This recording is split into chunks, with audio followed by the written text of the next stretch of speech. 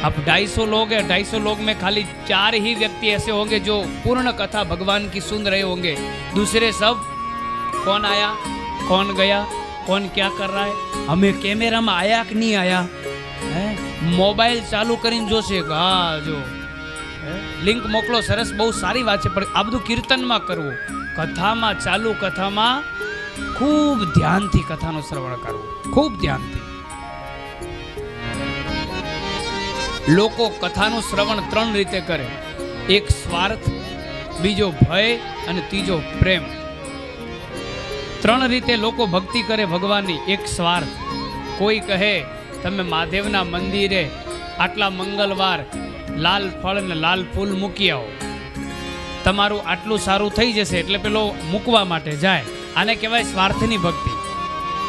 બીજું ભયની ભક્તિ, કોઈ એમ કે તમે નહીં જાઓ તો તમારું આવું થઈ જશે એટલે જાય। અને ત્રીજી પ્રેમની ભક્તિ, અમારું સારું થવું હોય તો થાય, ન થાય તો કંઈ નહીં, પણ અમારે તો મંદિરે જવું જ પડશે, એ જ ગયા વગર ચાલશે નહીં, મારે હાજરી પુરાવા જવું પડશે, મારે એકવાર ભગવાનને મળવા જવું પડશે। આનું નામ ત્રીજી ભક્તિ, પ્રેમની ભક્તિ। આ પ્રેમની ભક્તિ જ સર્વશ્રેષ્ઠ ભક્તિ છે સાહેબ। કોઈને દેખીને દેખાદેખી ભક્તિ ન કરતા, કોઈનું આવું થયું એટલે આપણું આવું થશે એવી ભક્તિ ન કરતા।